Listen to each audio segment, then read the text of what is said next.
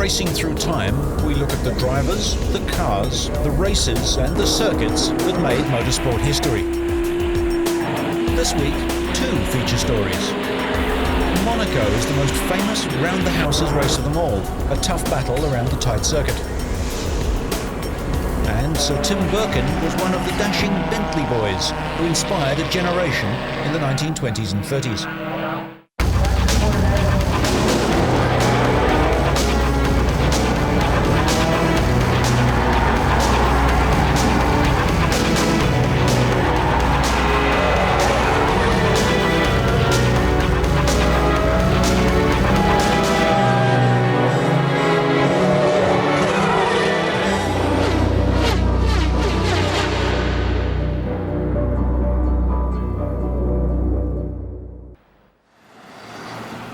Monaco is home to the Grimaldi family and the closest motor racing gets to royalty each year.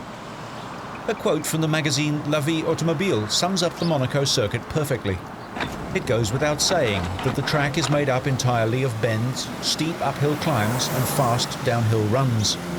Any respectable traffic system would have covered the track with danger signs left, right and centre. And the year of this quote? 1929, when the first Grand Prix was held in the Principality. So, from the very first race, Monaco has been too small to cope with racing cars. If it was subject to the same safety requirements and rules that apply to every other circuit, Monaco would not be on the calendar. However, those rules don't apply when money and power talk. The Monaco Grand Prix is the last round-the-houses circuit on the Formula One calendar.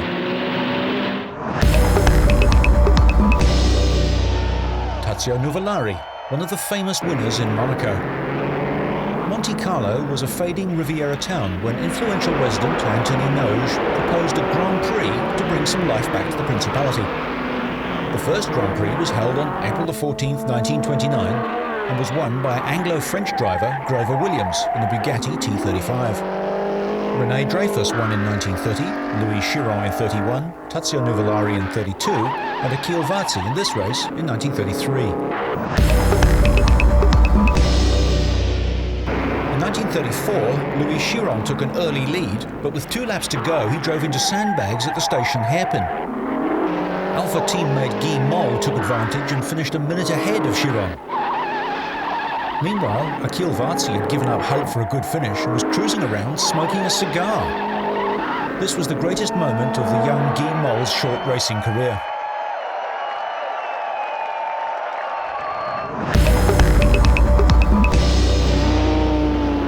'36 was a wet race and it proved to be a classic. Caracciola took the lead in the Mercedes W125, followed by Nuvolari, Chiron and Bernd Rosemeyer. At the chicane after the tunnel, Tardini left a large pool of oil. On lap 2, the leading cars avoided the oil, but Chiron spun and crashed. There were cars all over the place. Farina hit the sandbags, and Von Brautich hit Farina. After 27 laps of fierce racing, Nuvolari's Alfa had brake problems, and he let Caracciola's Mercedes and the auto unions of Varzi and Stuck past. The auto unions and Alfas came in for fuel. Caracciola was also expected in, but the Mercedes driver had planned a non-stop strategy. 3 years after a crash at Tabak nearly ended his career, Rudolf Caracciola took a superb victory. 1937 was the last year of the massively powerful Mercedes and auto unions. They were big cars, unsuited to Monaco, and had to be thrown around the track by their brave drivers. The Alfa Romeos and Maseratis were trying hard just to keep up. The front row had the Mercedes of Rudolf Caracciola and Manfred von Brautich, and the Auto Union of Bernd Rosemeyer. From the start, Caracciola leading from von Brautich, Rosemeyer and Stuck. Hasse's Auto Union came out of the tunnel sideways at full speed and crashed. He was taken away by the boat ambulance, not badly injured. The Mercedes duo of Caracciola and von Brautich had opened up a 15-second gap to Rosemeyer. The Auto Union driver caught up, but his steering failed on lap 19 and he went into the sandbags at Gasworks Corner. Von Brautich, who was throwing the Mercedes around in huge power slides, set a new lap record trying to catch his teammate.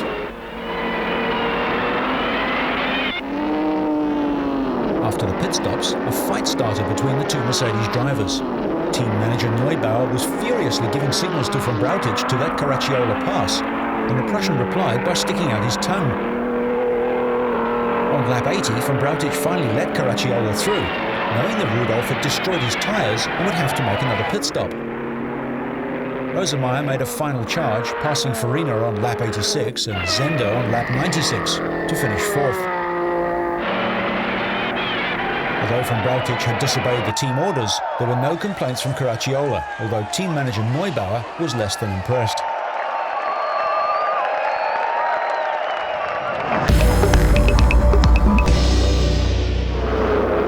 Monaco wasn't the only round-the-houses race at the time.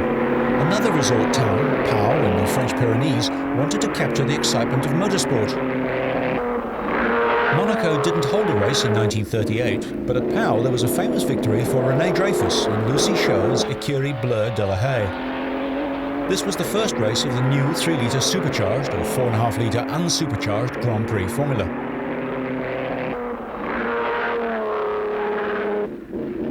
Dreyfus held off the might of Mercedes-Benz and drivers Hermann Lang and Rudolf Caracciola to take a surprise victory over the Germans.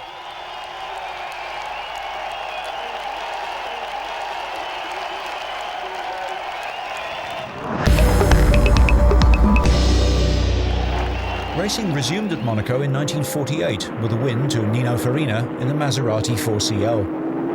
Round 2 of the new World Championship in 1950 had patronage from the Monegasque royal family. Nino Farina spun his Alfetta on water which had washed over the harbour wall. Juan Manuel Fangio avoided the chaos to win from Alberto Ascari.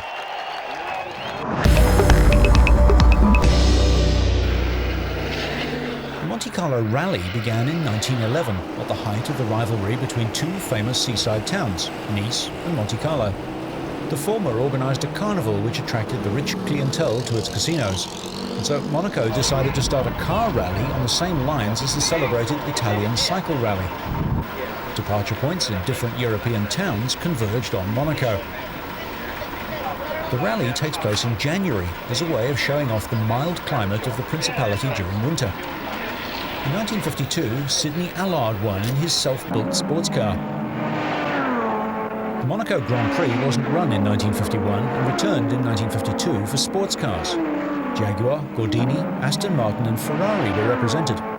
The Gordini of Frenchman Jean Bayra was very quick. Stirling Moss was leading the Jaguar team but couldn't catch Bayra. Reg Parnell's Aston lost its oil all over the road at Saint-Devote, causing a major accident that took out Bayra's Gordini, Moss's C-Type and an Allard. The damage was serious for Aston Martin and Gordini.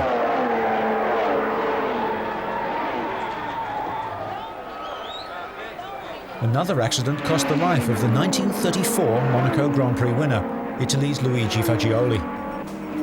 Avoiding these dramas, Italian sports car specialist Vittorio Marzotto won the Monaco Grand Prix in his Ferrari 225S.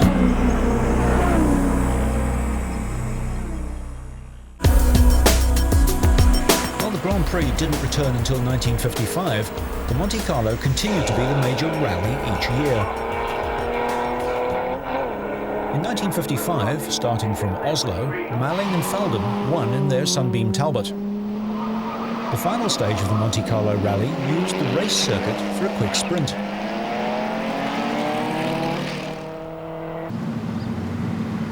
Grand Prix racing returned to Monaco in 1955 and established its place as the first race of the season. Mercedes were setting the pace, but Alberto Ascari was in the middle of the front row in the Vittorio Jano designed Lancia D50. The Ferraris were well down the grid. Away from the start, Farina lost a lap having a wheel changed after a collision. Fangio led the race until he retired his Mercedes at half distance, leaving Stirling Moss in the lead from Ascari.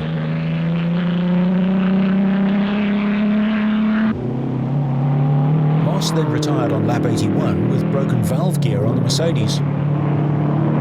This left Ascari in the lead, but when his brakes failed, he plunged into the harbour. Rescue launchers and frogmen rushed to the scene as Ascari came to the surface.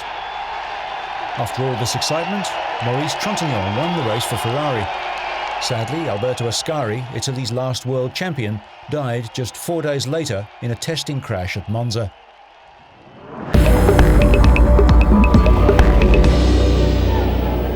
In 1956, Fangio was driving one of the Lancia Ferraris that had been handed over to Enzo Ferrari. He joined the Scuderia after Mercedes withdrew from racing. Stirling Moss had moved to Maserati in the factory 250F, joining Jean Beira and Carlos Menditengui. Peter Collins had joined Fangio, driving a Lancia Ferrari.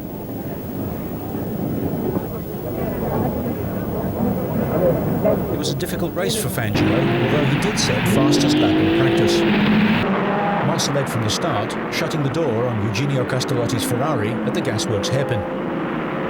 Fangio moved up to second, but spun at Saint-Devote and damaged his rear suspension. He'd been clouting walls all round the circuit in an unusually ragged display. After a pit stop, he began to catch the leaders again.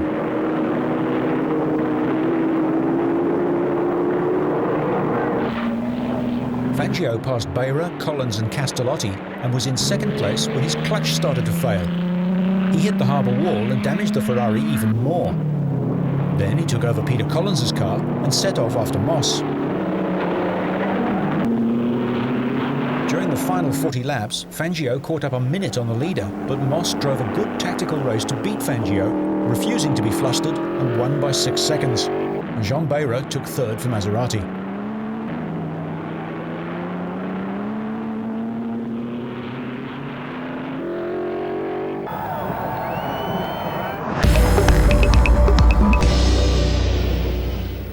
All the new cars for 1957 were on show for the first time at Monaco. Fangio got the season off to a great start, winning the Argentine Grand Prix for the 4th time. He was now back with Maserati, having left Ferrari. A new team, Cooper, was making its debut. Van Wall, Ferrari and Maserati were the main contenders. Roy Salvadori had signed for BRM, but early in 1957 he'd suggested to Rob Walker that the 1.5-litre Coventry Climax engine in the back of the Formula 2 Cooper could be increased to 2 litres, and this would be the ideal car for Monaco. Jack Brabham was the driver chosen to give the car its debut.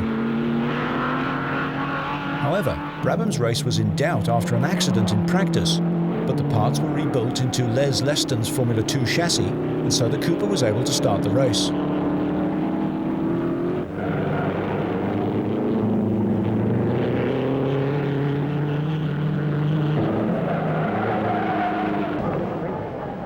Mike Hawthorne was trying out a new version of the Lancia-based Ferrari.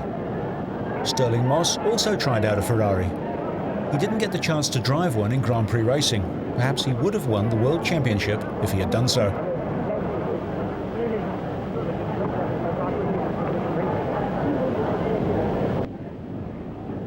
At Monaco, all the Maserati drivers tested the new V12-engined 250F. Fangio achieved the best results, but only by banging in the clutch at 6,000 RPM to make the car accelerate and powering the car around the tight corners.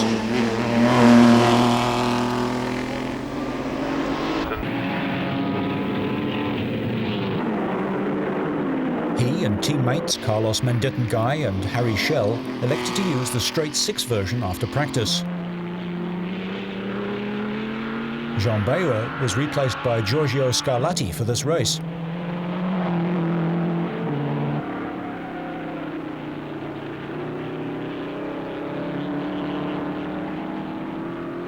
Stirling Moss and Tony Brooks were driving for Van Wall, with the short-nose version to save bodywork damage on the usually fraught opening laps. Peter Collins and Mike Hawthorne were driving for Ferrari, so the top 6 drivers in the world were in the top 6 cars.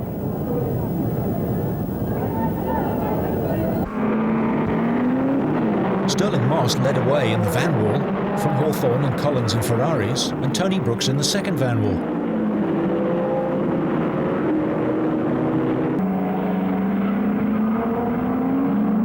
The critical moment came when Moss missed his braking point on lap 4 at the chicane. Wooden poles came across the track, which Peter Collins ran into. Fangio avoided the trouble, but Mike Hawthorne tapped Brooks and ended up on top of Collins's car, so the 3 British stars were out of the race.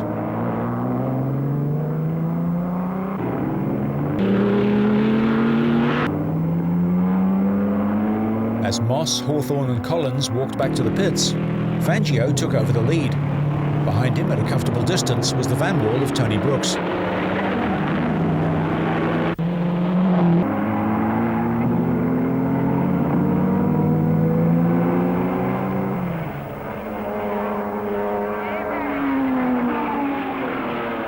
The Cooper in Jack Brabham's hands amazed everyone, and he was soon up to third place.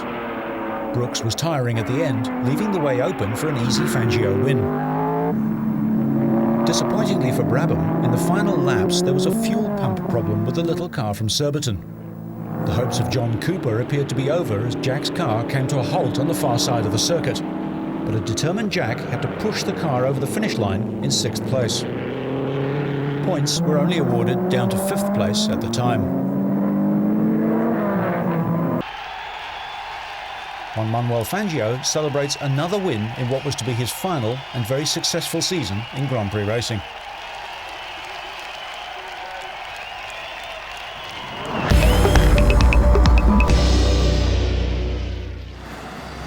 Van Wall were making a serious challenge in 1958, led by Stirling Moss. At the other end of the grid, Lotus made their Grand Prix debut at Monaco. Betty Hill's husband Graham became the master of Monaco in the 1960s. I have a great affection for Monte Carlo, you see, and even going down on the very, very first time, we stayed along the coast at a place called A's, and it was called the Bananery, and none of the team had any money, none of them, and the cars were coming down in furniture vans again, and we literally scrimped and scraped. I think we drove down there. We certainly didn't have enough money to fly down there. And there was Hazel Chapman and myself, and I think Cliff Allison's wife. There were 3 girls. It was a big treat for us, you see. And we stood on those pits and timed the fellows in dresses. I mean, we never thought about having to climb over pits the way we did. So there we were, sitting up there in short summer dresses, but exciting. Very, very exciting. Graham Hill and Cliff Allison drove Lotus 12s fitted with 1.9 litre and 2.2 litre Climax engines. Roy Salvadori and Jack Brabham brought the works Coopers to Monaco, and Rob Walker's car was given to Frenchman Maurice Trintignant. In practice, the Coopers were quick, with Brabham on the front row and Trintignant and Salvadori on the second.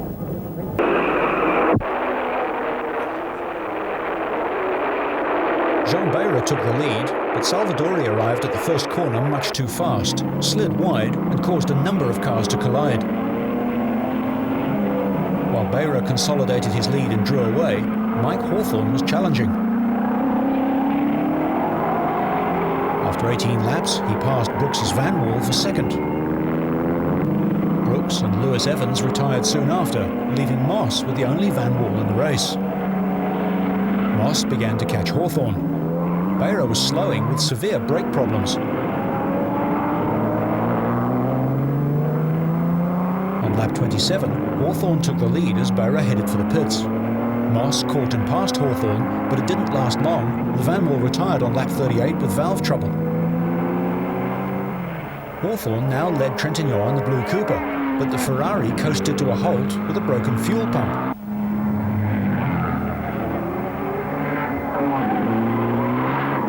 That left a surprised Maurice Trintignant in the lead from the Ferraris of Musso and Collins. Ferrari team manager Tavoni hung out the "go faster" signals, but Trintignant held a healthy lead. Graham Hill and Cliff Allison were the last of the 16 starters, but remarkably, Graham was up to 4th place. Allison slowed with an overheating engine.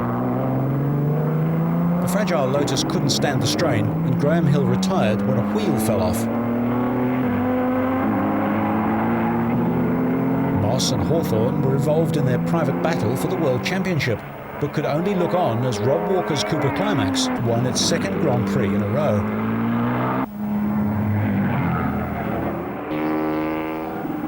Trintignant had taken care of the Cooper and its fragile transmission, and the Rob Walker team and Cooper were ecstatic.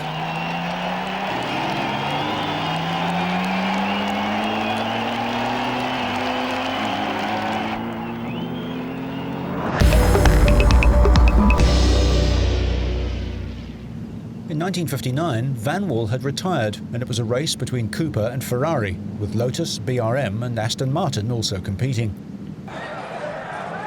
Carroll Shelby joined the Aston Martin Formula One team.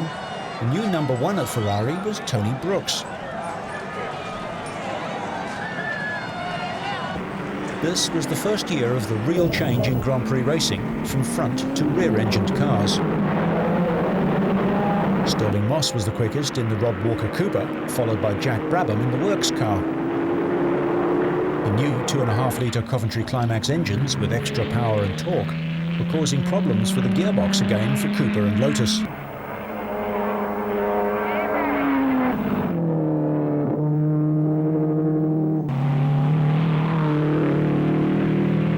When Moss retired with transmission failure, Jack Brabham went into the lead, followed by Tony Brooks in the Ferrari.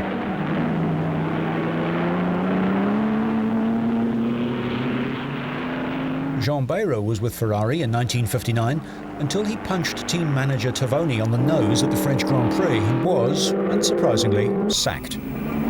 Eventually it was Jack Brabham's works Cooper that went on to win. This was Brabham's first Grand Prix victory. He went on to win the 1959 World Championship, and Cooper won the Constructors' title.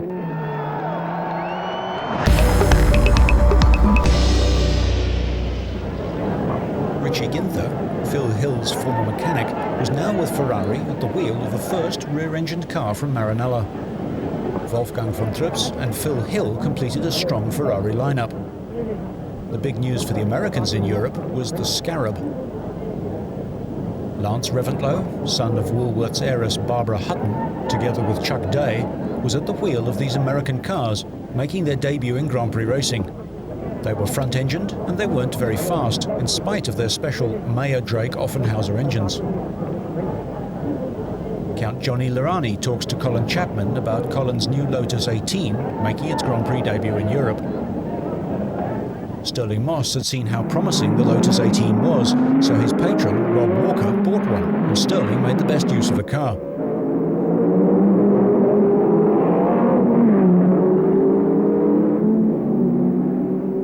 Here's Moss passing Joe Bonnier into the lead, a lead he was never to lose.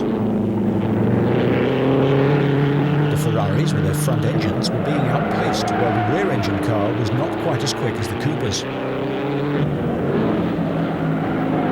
This was the last year of the 2.5-litre Formula One. Jack Brabham and Cooper were the class of the field during the year, scoring 5 wins in a row for his second World Championship. However, at this race, Stirling Moss gave Lotus their first World Championship win. Bruce McLaren was second, and Phil Hill, spinning the Ferrari at the station hairpin, finished third.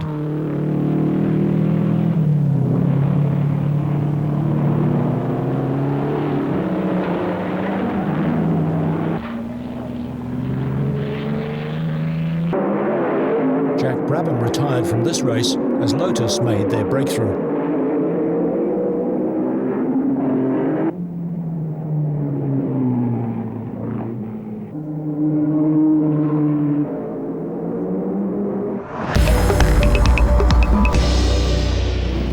Monaco in 1961 was one of the great races. Looking around like this, you know, if there's no crumpet to look at, and you're sort of looking at the car, and I'm glancing down in the cockpit, and I suddenly see this crack, and I called Alf over. I said, you know, this is in the chassis. Oh, he said, my God, we must weld it. So they took off the things, and they couldn't move the tanks, but he put rags on it and poured water on them. And when he came along with this, it wasn't electric weld, with a gas torch. I mean, the people who were always crowding around, boy, they didn't half pull back. I'll tell you this, there were a few people pouring the water on, and Alf welded the damn thing on the start line. The Italians had taken the opportunity to build their rear-engined 1.5-litre V6 car in good time, while the British argued about the new Formula One regulations. Around Monaco, the 4-cylinder 1.5-litre Coventry Climax engine was at less of a disadvantage to the V6 Ferraris than at other high-speed tracks. Monaco saw the debut of the Lotus 21, while Stirling Moss had an updated version of the 18. Porsche had entered Grand Prix racing for the first time with their air-cooled cars. Dan Gurney, Hans Hermann and Carol de Beaufort were to drive.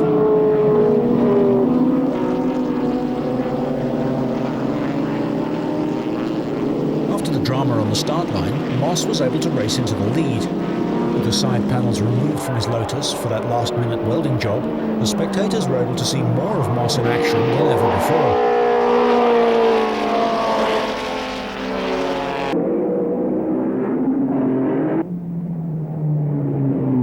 It was Ferrari driver Richie Ginther who did the chasing. He set the equal fastest lap with Moss in his efforts to catch the leader. Ferrari were second, third and fourth, and the Porsche of Dan Gurney was fifth. While Porsche had specialised in sports cars, there was a family history in Grand Prix racing. Ferdinand Porsche had designed the pre-war auto unions.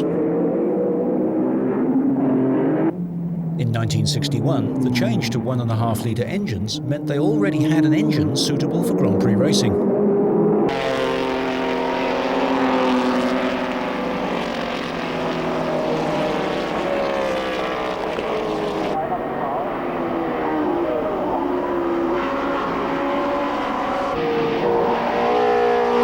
The BRMs and the Works Lotus were uncompetitive.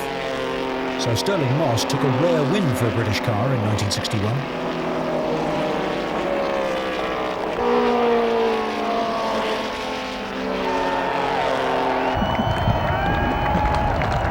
This was to be his second last Grand Prix victory. His final win was at the Nürburgring.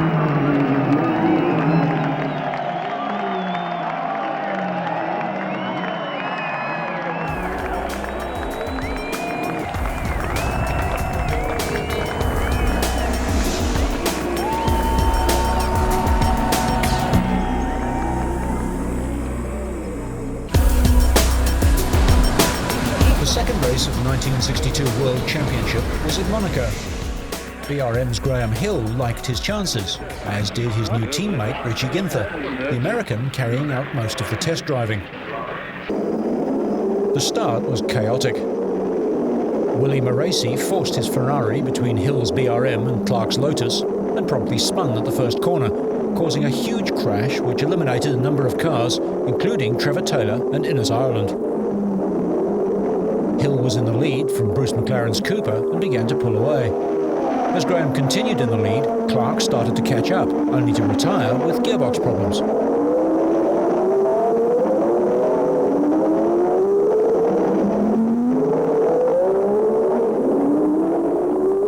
By lap 90, Graham was in a commanding lead, but he was losing his oil pressure and the engine finally expired on lap 96.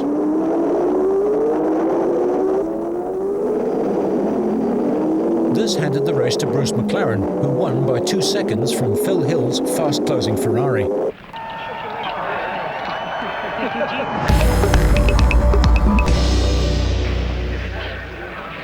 Defending world champion Graham Hill got the 1963 season off to a good start at what was to become his favourite race. John Surtees, 7 times a world champion motorcycle racer, was making his presence felt. Hill was relaxed before the start.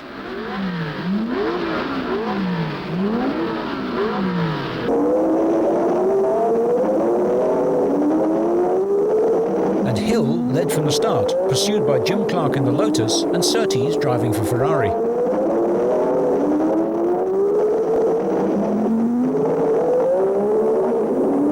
Clark caught and passed Graham at the Gasworks hairpin, leaving the Londoner to battle with Surtees.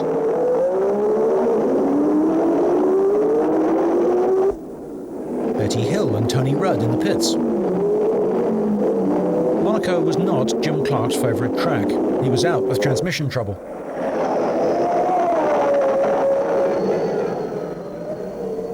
Hill went back into the lead, followed by teammate Richie Ginther, and went on to secure a 1-2 for BRM.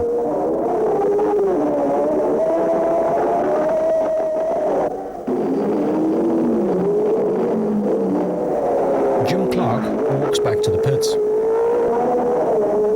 Graham Hill takes his first win at Monaco ahead of Richie Ginther, the start of a 4-year run of success at Monaco for BRM.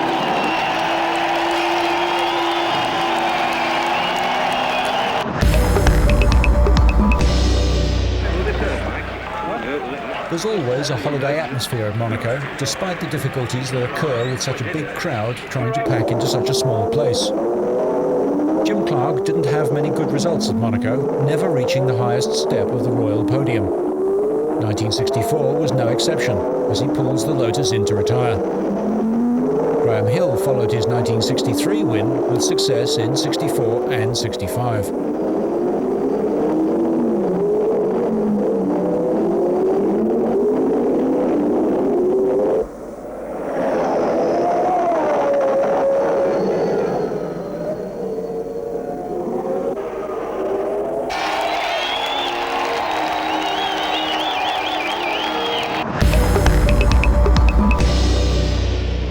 Lifted the Lotus team's spirit in 1968 after the death of Jim Clark by winning at Monaco for the 4th time. Hill went on to win the World Championship, so was proudly carrying number 1 on his Lotus in 1969. This was his 5th win in 7 years, a remarkable achievement. Second was Piers Courage in the Frank Williams-entered Brabham.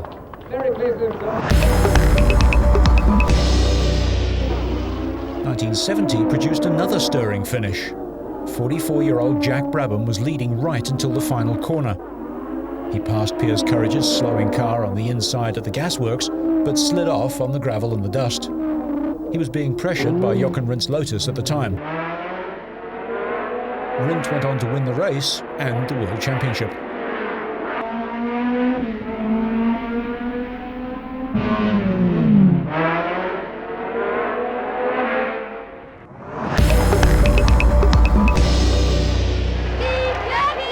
Stewart had won his first Grand Prix at Monaco in 1966 for BRM.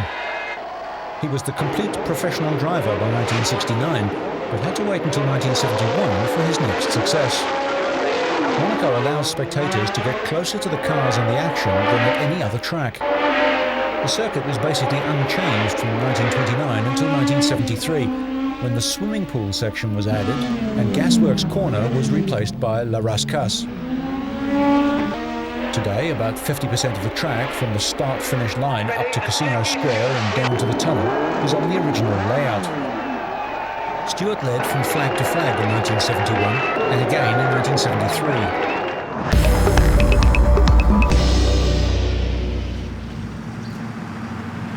Graham Hill's Grand Prix career started at Monaco in 1958 and finished there 16 years later when he failed to qualify in 1975. It was a disappointing end to Mr. Monaco's career, but he had the satisfaction of winning 5 times on a circuit that demands accuracy and concentration for every second of the 78 laps. There are more corners with more gear changes than on any other Grand Prix circuit. Ayrton Senna took over Graham Hill's record with 6 wins, and before he retires, Michael Schumacher could even beat this record.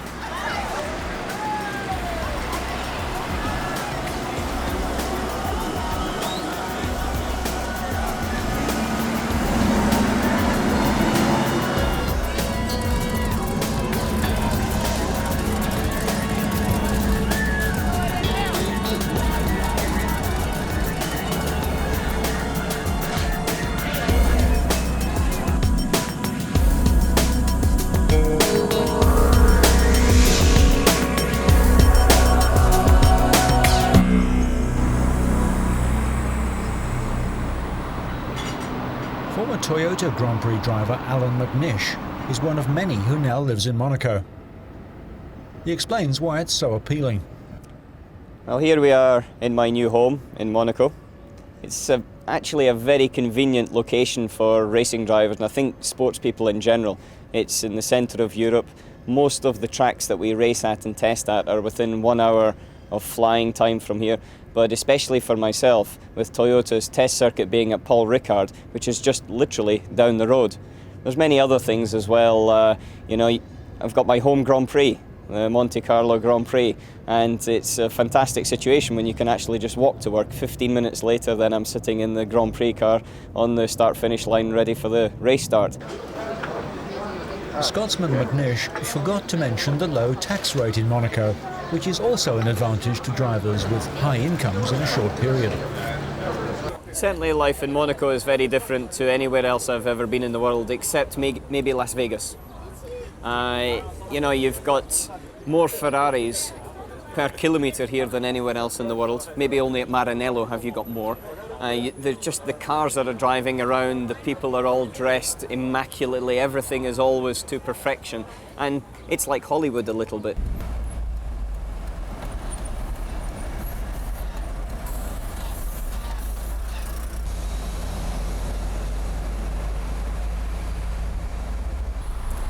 Famous casino. That's where people who win the race on the Sunday probably lose all their prize money on the Sunday night. Here we're coming down towards Les Hairpin. You come down, you brake, you slow the car down to about 40 kilometres per hour and you just turn it on full lock as much as you can get on because it's such a tight corner before accelerating hard, squirting the power down and then going through towards the tunnel. Today you can easily walk the circuit, although driving around it is a little more difficult with one-way streets and the general traffic congestion. If you want to see racing history that is still alive with cars and drivers on the limit, there's no better place than Monaco.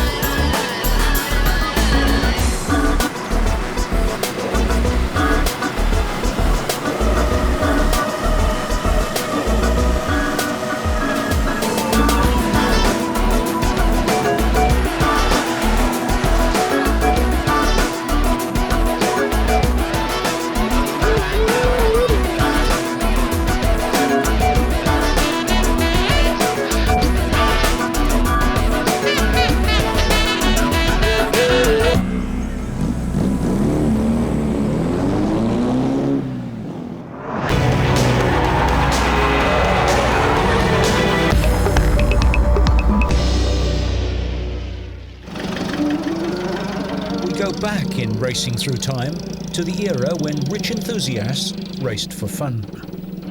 In the 1920s, Bentleys were winning, driven by the flamboyant Bentley boys, the group of wealthy enthusiasts who went racing in the huge sporting cars. The most famous was aristocrat Sir Henry Birkin, better known as Tim. Of all the Bentley boys, Tim Birkin was the one that schoolboys of the time knew best.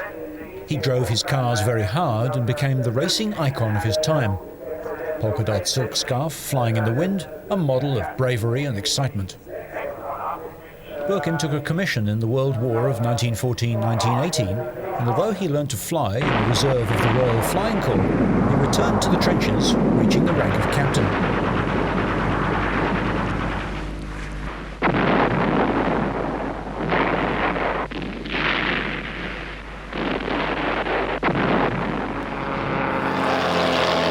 His first race was at the famous banked Brooklands track in 1921. But his passion was for long-distance sports car racing. In 1928, Tim was invited to join the Bentley team, and he campaigned a 4.5-litre Bentley, finishing 5th at Le Mans. Although his friend Wolf Bonato won that year, Birkin set the fastest lap. His driving style was aggressive, and he showed little mechanical sympathy behind the wheel. He was well suited to the rugged Bentleys, which Ettore Bugatti once famously called the fastest lorries in the world.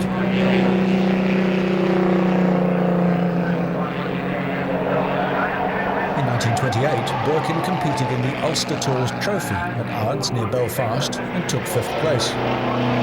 He became obsessed with supercharging the 4.5-litre Bentley, something which nearly destroyed Bentley, according to legendary engineer Walter Hassan.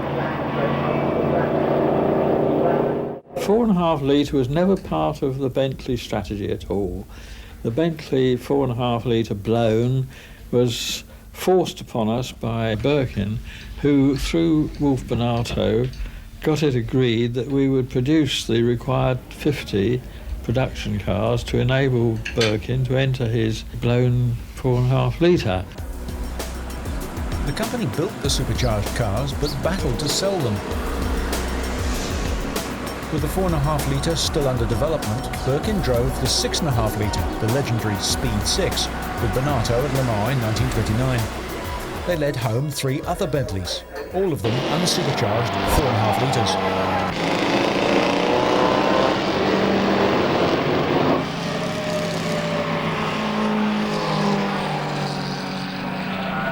1929 Irish Grand Prix at Phoenix Park in Dublin was the blown Bentley's second race.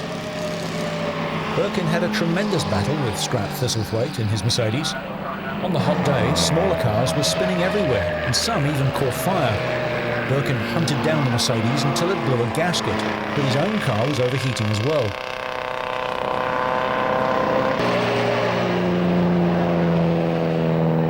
This left Glenn Kidston in the 6.5 litre to chase Russian Imperial Guardsman Boris Ivanovsky in his Alfa Romeo, but the Russian won by 14 seconds.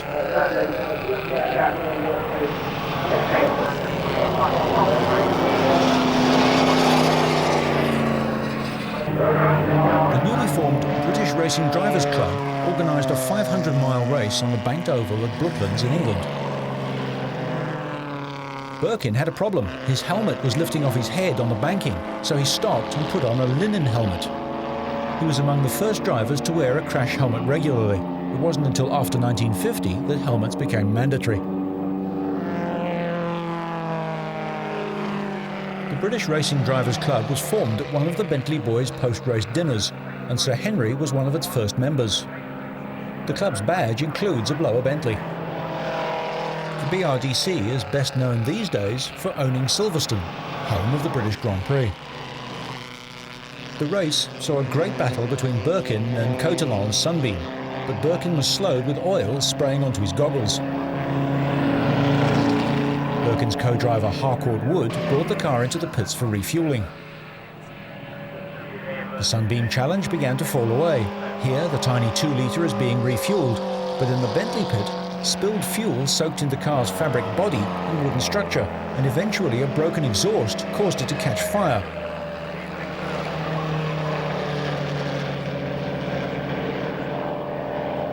The car was rebuilt with a single-seater body.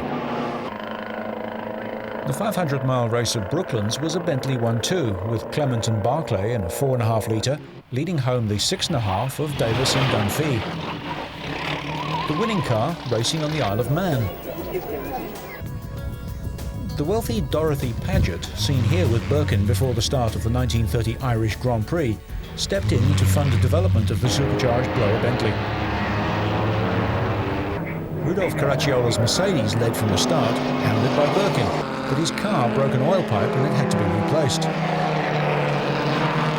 Bentley number 6, driven by Chasson and Harcourt Wood, was a regular visitor to the pits with lubrication problems. The perfect weather changed and heavy rain poured down. The Mercedes and Bentley battle continued, cooler air helping the overworked engines. Birkin was struck by the same problems as Chasson and Harcourt Wood, and he dropped back to 4th, behind Giuseppe Campari's Alfa and Earl Howe's Mercedes. This was one of Caracciolla's greatest races. Averaging 135 kilometres an hour and breaking his own lap record of 150 kilometres an hour, he splashed across the finish line 8 minutes in front of Victor Gillow in a Riley, Campari's Alfa, Earl Howe, and Birkin and another famous English racer, Malcolm Campbell. The presentation with Campari, Birkin and Caracciola.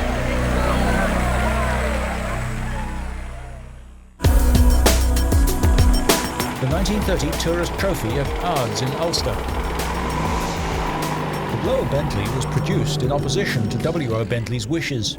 He saw it as an engineering travesty, but with the finances of his company in a parlous state, supported by diamond millionaire Wolf Bonato, he had no choice than to go ahead and build the cars. 4 blower Bentleys were entered for Dr. Benjafield, Eddie Hall, Birkin, and one-time Bentley team manager Bertie Kensington Moyer. He hadn't raced since 1925 and was shown round the track by Birkin. While road racing wasn't allowed on public roads in England, Scotland or Wales, in Ireland and the Isle of Man, road racing was well established. Prior to the race, Caracciola was disqualified for using an oversized supercharger.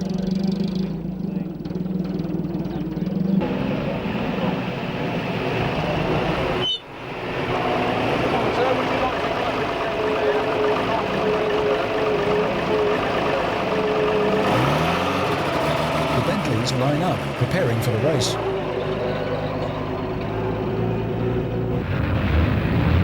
The start, and Birkin is left behind for a few seconds.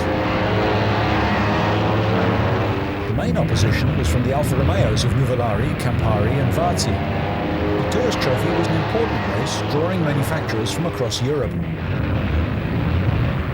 The Talbot team away, followed by British entries from B. Francis, Riley, MG, Aston Martin and Austin.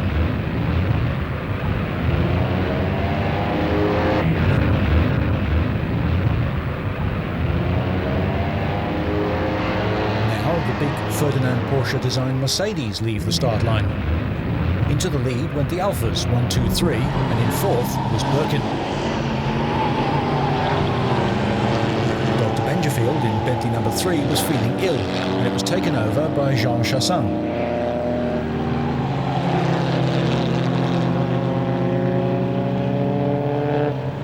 In car number 1, Birkin was partnered by W.O. Bentley himself as riding mechanic.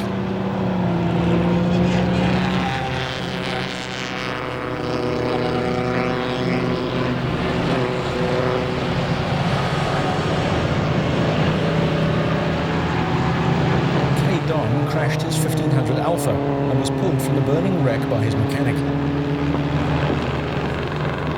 The Benjafield Chassin Bentley in for a pit stop.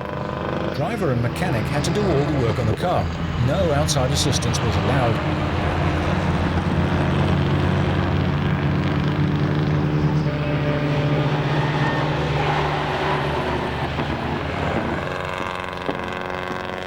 Birkin was trying hard, but the wet road and the rough surface suited the more nimble Alphas.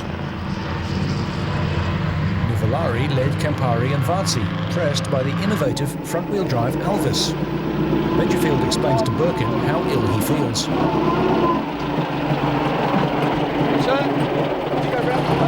Kensington Moyer at the finish in 11th place.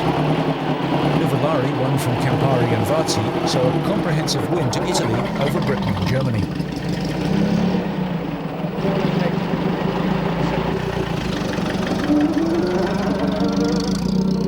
While sports car racing flourished, by the late 1920s, Grand Prix racing was in turmoil. Drivers could compete in virtually any type of car, so Pau in 1930 was probably Tim Birkin's best race, as his 2-ton Bentley took on Bugattis and Alphas in the French Grand Prix.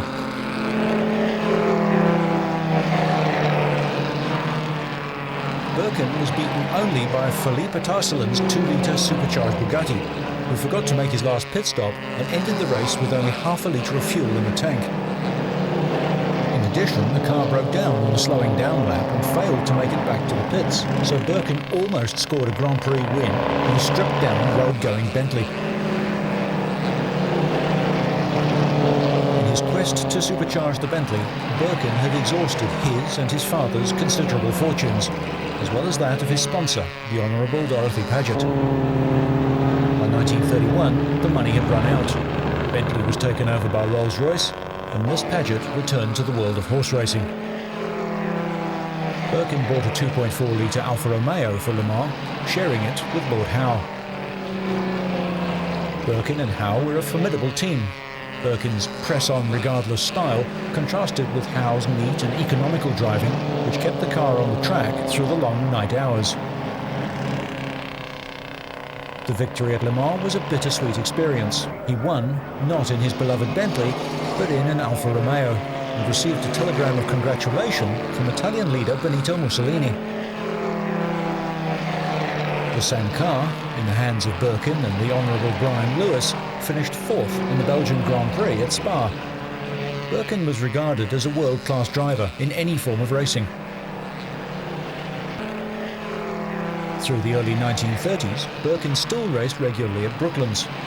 His supercharged single-seater Bentley, rebodied after the fire, was now one of the fastest cars in Britain. Dorothy Paget still visited motor racing circuits, and the unique car that she had funded claimed the lap record at 135 miles an hour from K-Dong's V12 Sunbeam. Subsequently, the blower Bentley's best lap was raised to 138 miles an hour. The car still exists, much as Birkin last drove it. After his death, A heartbroken Dorothy kept it until 1939. Birkin's final race was at Tripoli in 1933 in a Maserati. By now, he had produced Full Throttle, a book immensely popular with schoolboys and adults alike, cementing his reputation as the epitome of the dashing racing driver. But at Tripoli, he burnt his arms on the Maserati's exhaust while smoking a cigarette during a pit stop. The burns turned septic, and 3 weeks later, he was dead at the age of just 36. He had campaigned for a British road circuit like those he so enjoyed in Europe and Ireland, but he died before Donington was opened. At Brooklands, a plaque commemorating the short life and exciting times of Sir Henry Birkin was erected by the British Racing Drivers Club. Racing these days doesn't allow for individuality, and while it's always going to be expensive, then at least it's now much safer.